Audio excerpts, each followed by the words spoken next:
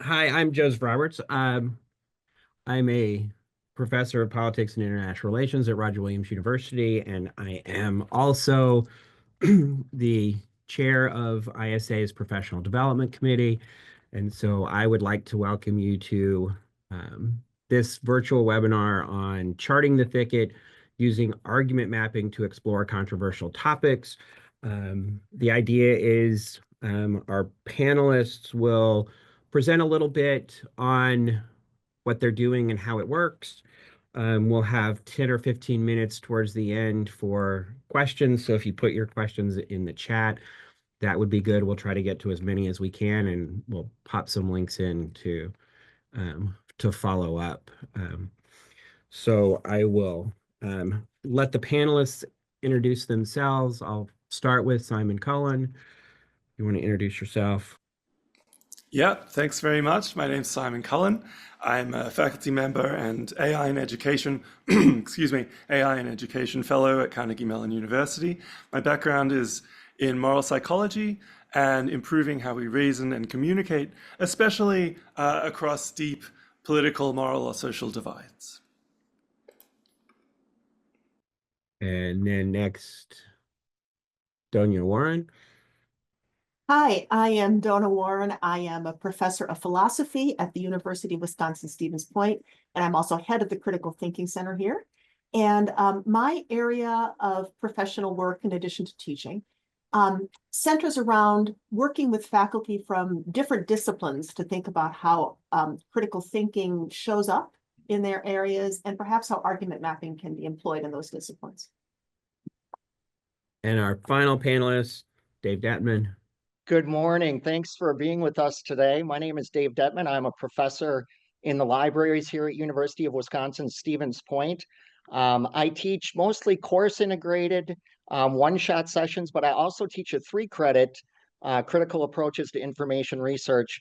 That's where I've been embedding argument mapping, as well as something I'll share called structured academic controversy. Thank you. All right, perfect. I don't know. One thing we didn't discuss is who was going to go first. So That would be me. that would be you. Okay. Me.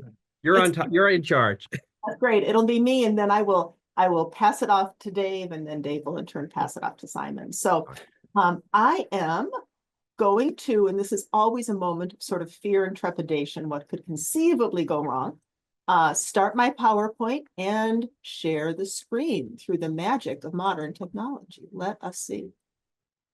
Hopefully right now you are seeing the wonderful image generated by Simon Cullen. Yes, yes, yes. Can I get some thumbs up? See if you're seeing that? Perfect. Yeah. Excellent. So yes, I have been working in the area of argument mapping for like literally decades. I really love it. And I want to talk to you now just very super fast about what it is, because I'm not assuming you know, and why it might be useful. So I'm taking this as probably, hopefully, an unproblematic assumption that's going to frame the discussion, at least from me, that when we teach, we want our students to go deeper than what I'm thinking of as just the claim level or the assertion level. We don't necessarily just want our students to understand what this thinker said or what this theory says. We want them to understand the reasons that the thinker gives for that position or the argumentation that underlies the theory. And then again, when they present their own thought, we want them to do more than just say, this is the position that I hold. We want them to defend that position with reasoning. So my heart and soul is all about the reasoning. And at least in my discipline, we call that an argument. I understand that terms differ from one discipline to another, but I think that's a fairly standard use of the term across disciplines, that I'm just taking an argument to be not a fight, not a dispute, but a unit of reasoning that attempts to establish that one claim is true by citing other claims as evidence. That's just it. And I always focus on this with my students. I really want them to understand that arguments are composed of two things and only two things. There's the claims that make up the argument, and then crucially, and sometimes invisibly, and hence problematically, the connections between those claims. So we can, if we want to, think about an argument as like a Lego structure, where the individual claims are the Legos, and the way they latch onto each other is the connections. And I do believe that the next talk in this series will talk about physically using Legos. So I think this is a metaphor that will hopefully extend at least into the next presentation in this series. And I think that at least it's very easy for some of us when we are teaching this, when we are wanting our students to understand the arguments or the chain of reasoning that supports, let's just say, a theory. In my own discipline, since I'm a philosopher, let's say that I'm talking about the teleological argument for the existence of God, argument from design. I don't want my students to primarily say, oh, the conclusion is God exists. I want them to understand how all of the evidence connects to support this conclusion in this particular argument. And it's easy for me to have this kind of a picture in my head. I have presented this wonderful argument to students. The students are enjoying looking at the argument, they're understanding it, and now they are ready to tackle it, right? They're ready to take a look at the individual claims. They're ready to kind of interrogate the individual connections. But sadly, evidence shows that this is probably a more realistic depiction of the state of affairs. Just the other day, I ran into a fascinating article from 2021 from the Journal of College Reading and Learning. Authors are Klabfleich, Schmidt, and Zippoli. I would be happy to share this with anyone. If you just find me on the internet and dash me an email, I can give you the citation. But here's a quote. Our research found that when assigned a text from a high-quality popular periodical, the kind that is often utilized in freshman composition in America, a text that does not rise to the level of complex academic text, a full 40% of students could not identify the thesis of the essay. Let's just take a pause, a deep cleansing breath, because something even more disturbing is about to be said. 40% can't identify what I would call the conclusion. And 25% chose as the thesis that was the exact opposite of what the author wrote. Okay, so 40% of the students didn't correctly identify the main thesis. 25% thought that the main thesis was the opposite of what the author said. That's a problem. And I think it is illuminating. And I think it shows sort of where we need to start when we present arguments to students. This is why I like argument mapping. So what I'm going to do now is just show you an argument map. This is what it looks like. The conclusion, according to the convention that I'm using, is at the top. Let's say the conclusion is argument mapping can make teaching and learning easier. Here's a reason to think that that's true. Reasons go underneath. The green line is the inference line. That's the evidentiary connection. Argument mapping makes it easier to discuss arguments. That's why it can make teaching and learning easier. Why does it make it easier to discuss arguments? Well, because arguments are easier to discuss when the claims and the connections are clear. And as you can see here in this map, you can see the claims that I'm making. And most importantly, for my money, you can see the connections between those claims. The things that I said earlier were all important and sometimes invisible and hence really problematic. An argument, as we all know, is not just a shopping list of sentences. An argument is a structured unit of reasoning. And central to that structure are those connections like the ligaments. Here's another reason to think that argument mapping can make teaching and learning easier. Now we have two claims that work together. I call these dependent reasons. Other people call them co-premises. Argument mapping makes it easier for students to evaluate arguments, and evaluating arguments is an important part of teaching and learning in many courses. So now that's another structure. But of course, argument maps can also represent objections. Someone might say, but using argument mapping requires us to revise our courses, and we all know how not fun that can be. So that would be an objection. I tend to represent those in a different color just because it's easier for me to keep track of them in my head. And we're going to now need to rebut it. Here's a rebuttal. This rebuttal is not attacking the truth of 6. What it's doing is it's attacking the relevance of 6. Sometimes I call those so what objections. It's as if 7 is looking at 6 and saying, so what, right? Sure, argument mapping requires us to revise our courses, but the work of course revision is often more than justified by the effort that we save later on. So if we need to spend some time over the summer reworking a course, and if we recoup that in terms of our own time during the academic year, it's worth the investment. But we can also challenge the truth of 6. This is what I call a not so objection. 8 is looking up at 6 and saying, I think you're wrong. It's not the case that argument mapping requires us to revise our courses, at least not in the sense of a revamp revision, because argument mapping can be integrated into our courses with minimal disruption. I know that Dave is going to be talking about that very shortly. Simon's going to be talking about some of the work that he's done. I just want to allude to the fact that you can't go from the pile of Legos to the structure. It needs to be scaffolded, right? So what Simon and Dave are going to talk about is ways that we can give our students epistemically appropriate tasks with argument mapping. Here's a list of some appropriate tasks that have worked for me and my colleagues here. Using a map can just structure a discussion. Students don't need to do the mapping themselves. Some of Simon's work relates to this. We can present students with an argument map and present the argument in that format. This reduces the cognitive load, has some really fascinating and I think incredibly important implications.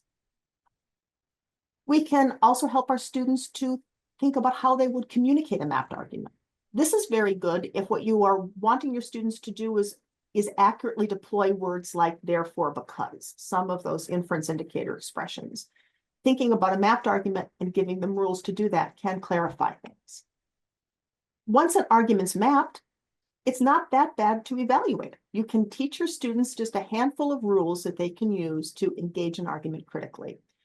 You can also provide them with a template of a certain kind of reasoning that you want them to master, have them fill in the claims. You can help them to find the hidden assumptions, those bridge premises. You can help them to construct an argument without a pre-existing template by just teaching them how to map their own thinking. You can have them map an existing argument, and that's the hardest thing. The hardest thing, I think there's a consensus in the field about this, is providing students with a piece of text and saying, map that thing. That's hard. If we want to think about how difficult these things are in terms of like a hotness scale, that's the hardest.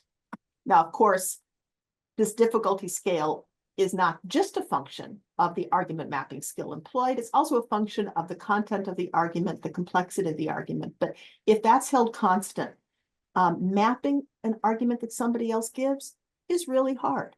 So I think it's worth our time to think about how can we use mapping without going directly there. And for that, I turn it over to Dave and Simon. Thank you very much, Donna. Due to some catastrophic computer failure on my end, Simon is agreed to be so kind as to share my slides. So you'll be hearing Dave say, next slide, please, quite a bit, but not quite yet, Simon. Well, before I talk a little bit about argument mapping, I want to talk kind of where my thinking began in terms of controversial topics in the classroom. And that started with an approach called structured academic controversy. You see the learning outcomes and the goals here. It essentially involves students advocating for more than one side of a controversial issue. So they have to dive in on one side, but then in groups of 4 pairs, in 2 pairs, then they're flipping to do additional research and then eventually coming to some sort of agreement on that particular topic.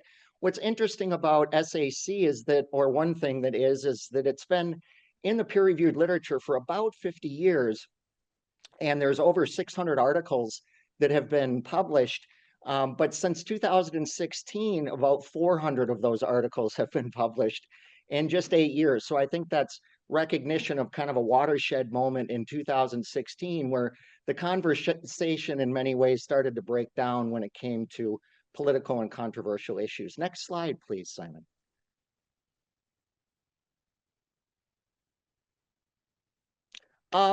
Initially, I got into the SAC just kind of thinking that the controversy element helping students deal with that would sort of be baked in. I was more concerned initially with comprehension of students and how much time they were investing in their sources, because as we know, comprehension is king when it comes to being able to articulate perspectives. And so one thing that this small assessment study showed is that students who had an SAC experience as opposed to a class that didn't spent time outside of class finding and annotating sources. Next slide, please, Simon.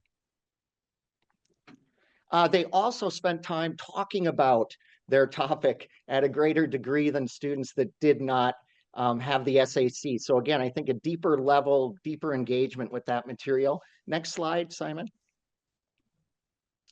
The students that had the SAC considered more sources before selecting the ones for their annotated bibliography.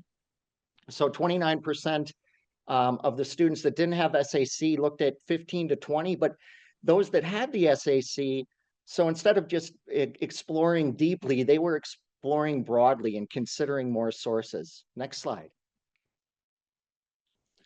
And finally, that assessment showed that students in their annotations that they were writing to the sources, they were using more original language than students that did not have the SAC, who were relying more on the abstract and summary language.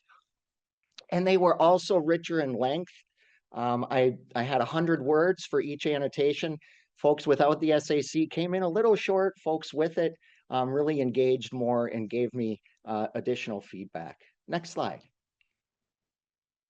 So just a couple of things. Students realized that it had real world implications for real world discussions. One student said it allows for more civil conversations.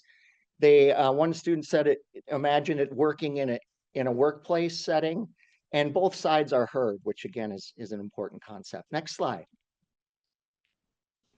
So here is a map that I throw at students on day 2. And as Donna said, my goal really isn't for students to leave my course being able to do complete maps on their own, but I want them to be thinking in a mapping structure when they're interrogating sources. Next slide. So this is an example of just one controversial issue that we walk through to become more familiar with the mapping process. This is courtesy of Thinker Analytics. They have a number of, and I'll say a little bit about them before I turn it over to Simon, number of tools that you can bring into the classroom.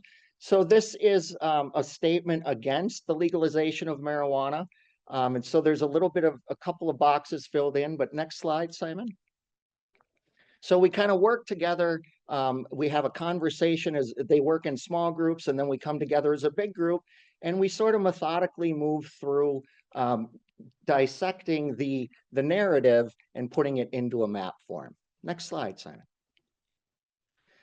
We then move on to having them do a little bit of their own mapping using the blank map that we saw a little bit earlier, but I'd like to sort of scaffold the complexity of the information that students are working with. So this is a screenshot from something called procon.org, which is now under the auspices of Britannica.com, but it provides a controversial issues and arguments in a very visually attractive way, I think, for students, because this is almost allowing them to just sort of plug things into that map, but they get a little more practice doing so. Next slide. I also use CQ Researcher, which most universities have a subscription to. So students are getting a lot of background information. Next slide, please, Simon. And each entry in CQ will have a pro and a con. So here's an example of surveillance. Heather Williams says, surveillance is the foundation of US national security. So here we have a narrative that students, it's pretty much much easier to dissect than something that isn't coming right out and saying, you know, this is how I feel. So they get a little bit more practice doing this. And you can see out to the right all of the different kinds of information students get on that topic through CQ. Next slide. We then move on from CQ and Procon to some of the sources that are listed in the CQ bibliography. So students will maybe grab something from the New York Times or the Wall Street Journal. And again, with that blank map, just practice figuring out what the main premise is and what those co-premises are and what the conclusion is. Next slide. Finally, they are required to interact with peer-reviewed articles. And this is a big challenge for students, but definitely one that we need them to become comfortable with.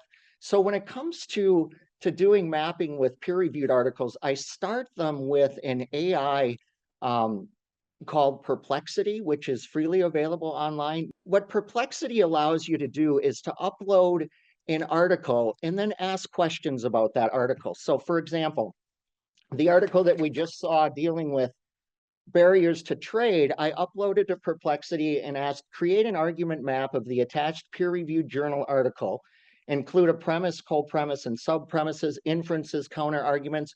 So what it does is it generates not an actual argument map, but it brings in a main premise. It brings in supporting arguments. It brings in sub-premises.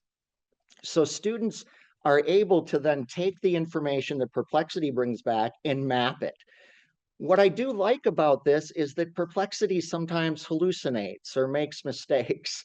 And so students have the opportunity to sort of to see if they can tease out where Perplexity is right in terms of its argument and where it's wrong. So we have a good deal of fun with that.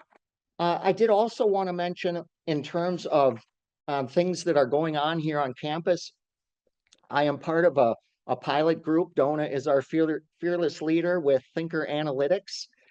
Students in my class and in other classes will be completing 6 modules that Thinker Analytics has developed that get increasingly more complex, but help students understand this process. So we're going to be doing some assessment, and we're hoping to see some gains in that regard.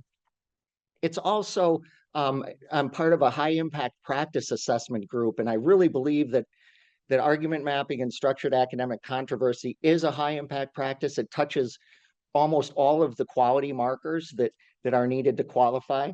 So I'll be diving in from a HIP perspective as well.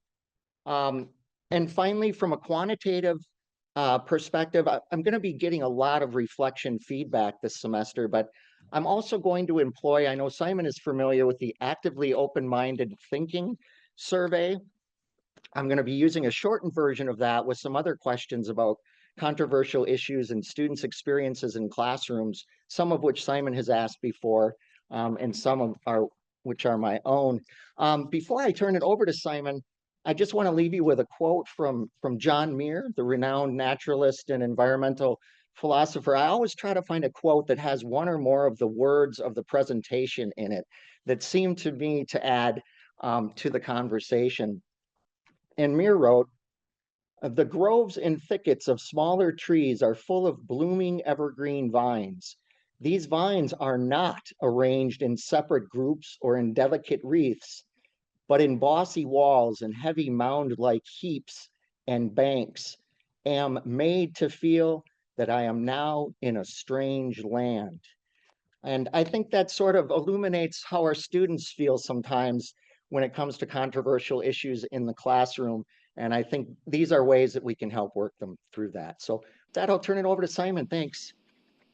Thanks, Dave. All right, so let me just get the share going here. Oh, hang on, let me make sure I'm also sharing sound.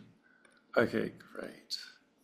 All right, so can everyone see my slides now? I can't see the Zoom screen anymore.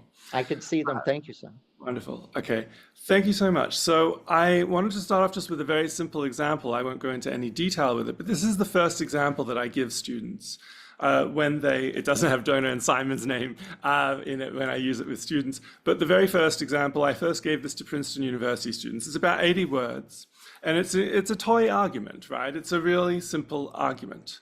But when you ask students to analyze its structure, it's non-trivial. And I'll show you, just to save time, what it looks like. This diagram shows you that the conclusion is supported by a reason, which has itself 3 co-premises, and some of them are implicit co-premises. They're not stated out loud in the text, but they're clearly assumed and required to make the argument fly. So even with this 80-word toy argument, all that structure doesn't just jump out and slap you in the face, even if you're a bright student at Princeton University. So this very small point, if granted, has very important implications for how we reason and communicate and teach. So if an argument as simple as this one isn't transparent to most people, consider the futility of arguing about topics like affirmative action or banning assault weapons or decriminalizing drugs or immigration or any of these other important topics. So I want to step back and think about how this technique of argument mapping or argument visualization, as I sometimes call it, why is it so helpful to help people have these discussions, to help students think for themselves about these complicated topics? So we certainly need more empirical work on this to confidently identify the relevant mechanisms. But I think a very big part of it is surely that argument visualization reduces cognitive load. That's how psychologists at least would say it. So imagine playing chess without looking at the board. That is kind of like what it, when you're trying to comprehend even a moderately complicated prose argument, you're similarly placing totally unrealistic demands on our limited cognitive resources like working memory. So what I think happens when you ask people to do a task that's far more difficult than what they could actually do given their cognitive resources is they don't give up. You're still standing in front of someone, you're still asking them for their reasons, and they got to say something. And so what they do is they resort to these quick and dirty rules of thumb, or heuristics, as psychologists call them. And we know that heuristics is precisely one of the points in human cognition where bias can seep in. So the basic thought is that if we could make it easier for people to understand arguments, then they will be less biased because they'll rely less on these, what I call interpretive heuristics, rules of thumb that we turn to when we need to quickly respond to an argument that frankly we can't understand, not because we're dummies, but just because understanding arguments, as Donna and Dave have emphasized, is actually much more difficult than it appears. So I wanted to test this, and with a senior, Vidushi Sharma, in 2016, we first set out to have a look at this. We had a very simple experimental design. We basically wanted to know if we could find out, without training anyone in this technique, not teaching them to take to really take a prose, an argument presented in prose and translate it into a visual format, which, as Donna remarked, is by far the hardest task you could do in this area. Instead of that, we just want to show them the arguments in different, looking in a different presentation format. So here is what 50% of the participants saw around 100 people or 200 people. And actually, to understand the argument, you really only need to look at these 4 claims here. So I'll just let you quickly browse those.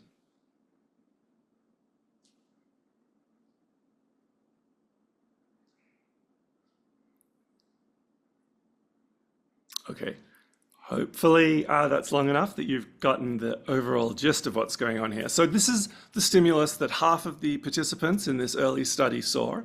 And then the other half of the participants saw exactly the same words, but presented without the benefit of color, line, and shape to draw attention to the salient groupings and inferential relations. So the first thing we found is that people who read the argument in prose cannot reliably discern its basic structure, even in an untimed open book take-home exam. That's perhaps not surprising if you have had any classroom experience trying to teach argumentation, but thankfully things look a lot better in the visual group. So the big question now is how the two groups evaluate the argument. If the visual group is less biased, then that would support the hypothesis that making arguments easier to understand will reduce people's reliance on these bias-inducing, effort-minimizing mental shortcuts. So here's what we see. We're not trying to change people's mind in the sense of converting them to supporting a border wall. Instead, all we hope to try and see is whether or not we can get people on both sides of this argument to agree on the overall quality of the argument. How bright is this argument? So here's what we see in the text-only presentation. First of all, the Democrats, unsurprisingly, don't think this is a terrific argument. By the way, sorry, I should have said this is a 1 to 7 point scale. So they're pretty low on there. And there you can see the Republicans are pretty jazzed about it. But now, when we look at the results from when people saw the argument in prose, we actually see very, very close agreement in their evaluations of the argument. Now, that's not to say that at the end of this experiment, they all supported building a southern border wall. No, no, no. What they agreed on was just that this was effectively a non-stupid argument, let's say. So at CMU, with my colleague in social and decision sciences, Danny Oppenheimer, we've tried to replicate this. And I want to just go back to this and see if you noticed one little feature of the argument. And that is here, this claim, it's unfair to treat people differently based on where they were born. That does not code as a Republican or a conservative value. This is a value which is quite common across different political affiliations. So what we're using here is, in a sense, a sort of liberal or a neutral value to support a conservative conclusion. And Danny and I thought that might actually be very, very much a part of why this works so well. So we did another study. We replicated the basic finding, first of all, with pro-abortion policy arguments, and got close agreement there. In this case, it seems like it was the Democrats who were a bit overexcited. And also with anti-abortion arguments. And here we see a really nice closing of those two judgments. Okay, so I want to be sure to leave 15 minutes, so I'm going to go a little bit quick. But I want to tell you now how I've tried to take this technique and implement it into a big class. And so you don't have to listen to my voice the whole time. Some of these quotes are read by AI voice actors. So I have been very interested in trying to give students a place where they can think for themselves, to try and think independently, to explore views, try them on for size, play devil's advocate, even when they're talking about these very controversial issues. The reason why I got so interested in this is because when I surveyed my students about their experiences of the speech culture at Carnegie Mellon and in their high schools, they said things like this. At school, I knew that I shouldn't ever try to talk about controversial topics. When my parents sent me to CMU, they told me to stay silent about controversial topics. I don't support certain liberal ideologies, but I cannot and will not ever let anyone except for my closest friends know that. So these comments are very common from both, regardless of what side of the political spectrum students identify with. And sadly, very few of them have even found spaces outside of class to have these kinds of discussions. And instead, they're much more likely to report something like what this student said. When I was talking to my boyfriend about affirmative action and racism, I stated a different view just to play with the idea and try to understand it. He attacked me and said he couldn't even respond or try to explain it to me without being super upset. To which I say, dump him. You need an intellectual peer. So I ran an anonymous pre-semester survey, which adapts some items from the Foundation for Individual Rights and Expression survey. And the basic finding at CMU is roughly how it looks at most colleges. Students are, no surprises there, uncomfortable talking about controversial things on social media, but depressingly, classroom discussions don't look that different, and even in common campus spaces. This is, of course, the saddest result to me, and I'm sure many people here. They're not even comfortable discussing their views or exploring controversial topics with us, their teachers. And finally, when we can harm them with grades, they're especially cautious. So I've taught this class that aims to try and give students a space for these kinds of discussions and teach them how to overcome self-censorship and how to engage charitably with nuanced arguments on multiple sides of a variety of topics. So the class is really fast-paced. We talk about the speech culture itself. We talk about genetic enhancement, abortion, and not only that, also infanticide. We talk about euthanasia, even or medical assistance in dying for psychiatric patients. We talk about transracialism, or whether or not people can transition to a different race, our obligations to non-human animals, gun rights, and even the existence of God and the problem of evil, just to take a few examples. So that gives you a sense of the kind of topics that we talk about. I chose these topics because when I ask students, why are you taking my class in that same anonymous pre-semester survey I mentioned, most of them say things like this. To discuss ideas that weren't allowed in high school. To learn not only more about my own beliefs, but also about beliefs that oppose mine. To accept when I'm wrong and not take it too personally. To improve my skills communicating with people who disagree with me. To examine and flesh out my own views and arguments because presently I really am not sure exactly where I stand on most ethical issues. So the fact that students have had so few opportunities to talk about these topics, to argue them, to try out different positions, has some really bad pedagogical consequences. And they're visible in some ways just by surveying. So at the beginning of every lecture and at the end of every lecture, I'll try to gauge students' position on the issue and their confidence. So as you can see here, we start off with half of the class saying they feel very or extremely confident, and under 15% saying they're not at all or only somewhat confident. So just to be clear, in this lecture, I don't try to argue for one side or the other. I'm just laying out the arguments using argument visualizations and just trying to sketch it. Over the coming weeks, the class will explore and critique them in more detail. Well, a 50-minute lecture is all it takes to open students' minds before they break out into discussion sections. I see the same phenomenon in many, many topics. Here you see in civilian gun ownership, around 40% of students strongly support banning it. After 50 minutes of argumentation, a much, much better distribution there. Now, what students do after these lectures, but before they go to their discussion sections, are argument visualization problem sets. So this is probably far too small for you to see, but all of this stuff is on my website, and I'll share that link at the end. But very early on, we start off, you can see here, all of these claims are at least partially filled in. This is a high degree of scaffolding, and the reason we have to do this is because students' own argumentation skills, or actually analytical reading skills, are not yet developed enough for them to just dive in. So we have to somehow scaffold their skills to make these things accessible to them. The semester, as it moves on, we start to remove some of that scaffolding.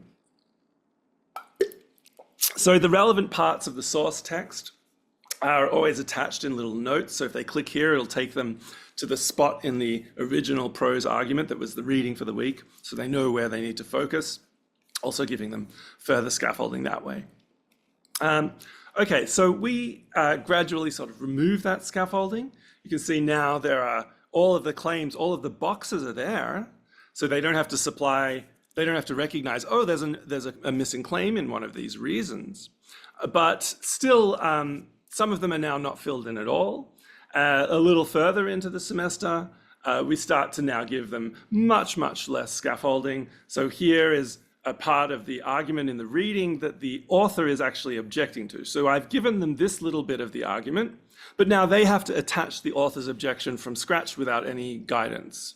This one here, of course, only gives them a conclusion, but there's a little handy hint sort of attached to try and help them avoid the very most common errors. So as the semester goes on further, we sort of reduce the scaffolding further and further. By this point, now they're basically just being directed to the relevant parts of the text and sort of shown how they fit together in a big way. And by the very end of the semester, now hopefully many of them, but certainly not all of them, could handle being given a relatively straightforward article. So students regularly find these problem sets extremely challenging. That's why I have my teaching assistants run problem set sessions where students collaborate on their work and work with the teaching staff. But what I really love is that this technique is so powerful, it starts to show up in their daily lives. And so just with the last couple of minutes, I just want to share one or two quotes with you. I found the argument analysis assignments to be quite challenging psychologically because I had to force myself to just sit down and try to comprehend and lay out the arguments I had previously disagreed with. My instincts were just scrambling to find anything to pick at the argument and maintain my belief that I was right. But when there were opportunities to add our own objections to the maps, I would struggle, and I would see that reflected in the TA's feedback. This struggle made me realize that I could not be so certain about what I believed, and I had to tear my self-esteem away from feeling like I have the correct beliefs. I needed to change my mindset to try and just enjoy the process of dissecting arguments and looking for implicit premises and discussing them with people in pursuit of truth. So I'm going to let you just give one more student perspective on how argument visualization helped them to engage with these controversial topics. Out of all the things I loved about this course, being introduced to argument visualization was absolutely phenomenal. It drastically aids in preventing discussions from veering away from the specific arguments being made, and it ensures the opposing side understands how my argument unfolds. Argument visualization helps me to determine if my views are logically sound and to pinpoint exactly what is going on with the other side. I am no longer afraid to venture into sensitive topics. If the opposing side can't make a significant case against a specific premise, I can rest assured that I made a viable argument in good faith. So this is a pretty extraordinary response, but it's actually not uncommon. I have 200 students in this class, and the last time I did it in the fall. And this is a really standard sort of response. Students very quickly recognize what a huge impediment it is to have to try and discuss arguments when they're only presented in prose, simply because prose is so difficult to understand with the actual cognitive resources that we have. So this seems to bleed into students' lives in a very profound and valuable way. And with that, I'm going to end my screen share, and then hopefully we can get some questions. So we've got some time for questions. I'm going to kind of go through the chat a little bit. Donna has done remarkable work sort of answering questions in the chat, but I'll highlight some of those questions and let people respond as well, since many of them came in while you were busy presenting. So the first one is about how do you build ethics into the argument mapping? Are all arguments created equal if they're well-reasoned and well-expressed, or is there a way to factor into ethical considerations into the argument? And I think a related question that hasn't come up, but I would sort of throw in there, is sort of the distortion of facts, right? So do we have an agreed upon set of facts from which to base arguments? And how does that play into the argument mapping itself? So we'll start with that one. The basic issue of truth decay, right? How do we communicate with each other if we don't have a common source of truth, or if we don't agree that maybe even truth exists? That's a huge problem, and it's certainly not. It's not just a problem for argument mapping, though, right? That's just a problem. Period. Capital P problem. As far as how ethics can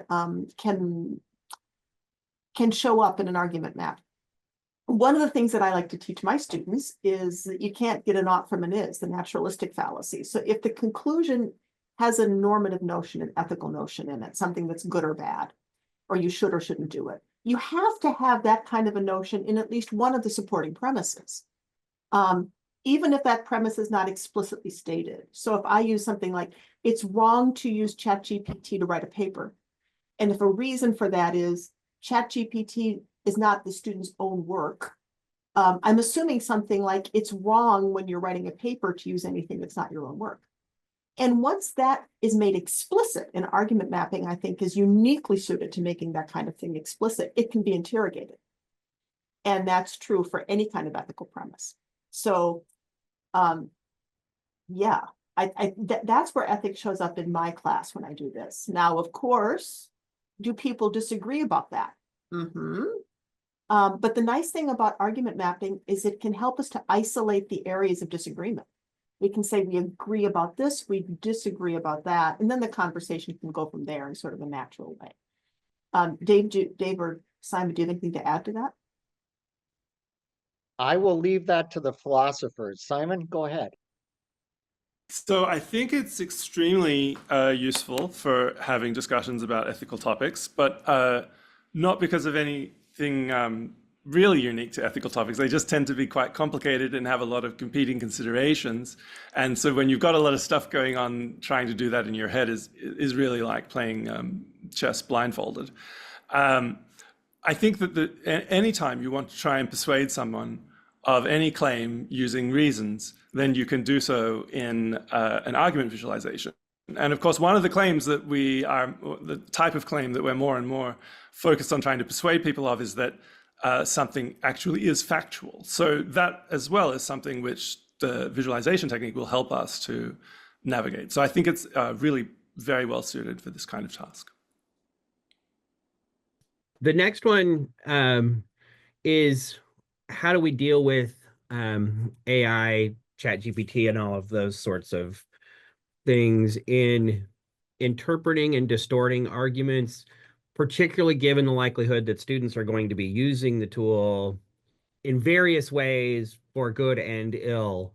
And so how do we incorporate that? I know Dave says in the chat that he embraces it. What's sort of the common approach, or is there a common approach? Simon, you're our AI guy. Yes, so I think it can be an extraordinarily useful tool for helping students to more deeply understand arguments, especially given the intolerant and censorious speech climates that pervade many American universities and colleges. So one thing I did with my students was early on in GPT-4, early GPT-4 days, was build bots for them to argue with before the discussion section. So I built, a Peter Singer bot that would argue for veganism, and a Judy Thompson bot that would argue for abortion rights, but also a Don Marquis bot who would argue against abortion rights, and just allowing the students to try out their ideas from their own arguments on these bots was extraordinarily useful, not for a terribly sophisticated reason, but one that makes a lot of sense when you think about it. Often the first thing you say, the first thing that comes into your head is kind of stupid. And the bot is more than capable of pointing out when you said something kind of stupid. So they got to discover that, and it didn't distort their understanding as far as I could tell. To the contrary, it really seems to help them to exercise the skills that we need to understand arguments. And that is usually a context where two people disagree with each other, where we have a dispute. And so you can simulate that with these bots, and in that way sort of activate students' logical reasoning. So I found it to be extraordinarily useful. I'm sure if you just ask it to analyze an argument presented in prose, especially if you're using the free model of GPT-4, or 4.0, I should say, you won't get terribly good results there. But try it out with the big reasoning models like O1 and O1 Pro, and I think it will be an extraordinarily useful tool for you and for your students. Yeah, and I will just say that students, when they're first encountering peer-reviewed academic literature, I've found that asking Perplexity, uploading that article and asking Perplexity to break it down is a great bridge for students to then encounter that material with some confidence, because they already feel that they have the ability to follow the structure based on what the AI is doing for them. So I think it gives them some confidence that they wouldn't normally otherwise have. Kate asks if there's an existing argument, i.e. a reading or something that you give students, it's sort of easier to see how mapping works. But if we're doing it on the fly, using any of the controversial topics mentioned, when do we decide we have arguments worth mapping? Do we have students sort of look at common arguments? Do we have them tell us what comes to mind? How's the process work in that context? I can only speak for myself, but I spend a lot of time trying to find the strongest and most compelling arguments on multiple sides of every issue that we look at. So they will sometimes bring arguments to class, but usually they don't know very much about these topics because there has very often been a kind of orthodoxy on campus and in high school. So they tend to be quite ignorant when starting out, and it's really an important role for their teachers to bring those arguments to their attention and to present them in a way which puts them in their very strongest light. And in fact, I would say if you feel like you can't do that because you just disagree so much, then invite someone to your class who can. But yeah, I haven't experienced students really bringing a lot of very good arguments that made their way into the course. It's usually a challenging task for me. This was about, I was typing an answer in the text. I'm afraid I was a little bit tuned out, but I think that the question, like when do we decide if it's worth mapping? Right? I think that's a heck of a good question. And the nice thing is when we discuss, that's a question that sort of arises naturally on my own class, because students realize that this does require some effort and care, taking an argument, thinking about it in this way so that we can really get into it, to understand its structure and to assess it more effectively. And not all arguments might deserve that kind of attention. And then that's a fascinating discussion to have. How do we decide? How do we actively and efficiently deploy our intellectual resources? When should we do this? And I don't think there's an easy answer to that. It's not a one size fits all answer. Yeah. I would just add one thing to that, which is clearly that we're going to need a lot of arguments to decide what we should be arguing about. So again, it would be something quite suitable for this technique. And we have a few more minutes. I'm going to end with a question that I think is really interesting. And, I think certainly this workshop highlights the need for it. Do we have any insight into how to build this skill of incorporating this type of teaching and learning with faculty? How do we get other faculty beyond the 50 or so that are here to do this kind of work? Because it takes some skill to do it. It's not something you can just open the box and start running with it. There's a learning curve. So what are some insights that you have on that front?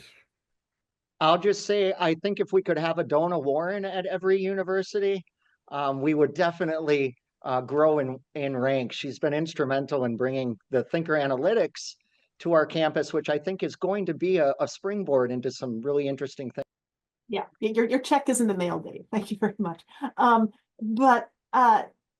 Yes, I think that a couple of things, because I have had some experience working with faculty in other disciplines.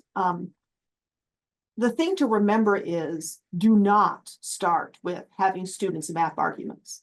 And for heaven's sake, do not start with having students map arguments that they find in the wild. That's a recipe for disaster. I guarantee it. And I don't normally state things that strongly, but the ability to do that is a skill. And so if that's presented to students too quickly, students will just get frustrated and they won't want to engage with it at all. Doing something like being able to map arguments yourself and then presenting argument maps and using argument maps. So in our own thinking here on my campus, we are starting to distinguish between teaching students how to map and teaching students with maps. Those are very different things. And Thinker Analytics, and that I think I posted the link to that in the chat, does provide a short course that teaches students some basic mapping skills. And so what we're doing here is we're having some faculty deploy that so that students can learn a little bit about how to map. And then faculty don't have to teach it, which I think is the way to go. But as Simon's work has shown, you don't have to know a lot about maps to be able to read a map that's presented to you. So I think that if you're thinking about where's the easiest place to start, I would say there. Think about what arguments do you want to discuss, present them as a map, and use the map to guide the discussion. I don't see any more questions in the chat. Simon has shared a whole bunch of links, including a QR code with even more links. So make sure you grab that. And the next one of these is next Thursday. It's on Lego in the classroom. I want to say 9 to 11 Eastern. And that was way up in the early part of the chat that somebody mentioned that one. So yeah, I would just like to thank everybody for being here. The questions have been outstanding. If anyone is interested in continuing this conversation, getting resources, I did put my link in there. You can reach out to me. You could also, I'm sure, reach out to Dave or Simon. And we would be happy to continue this conversation. Thank you, so everyone. much, everyone. Thank you. Thank you, Joseph, for moderating and You're for welcome. the audience for the questions. And we hope to see you next week at All our right. next virtual session. Okay. All right. Thanks a lot. Bye.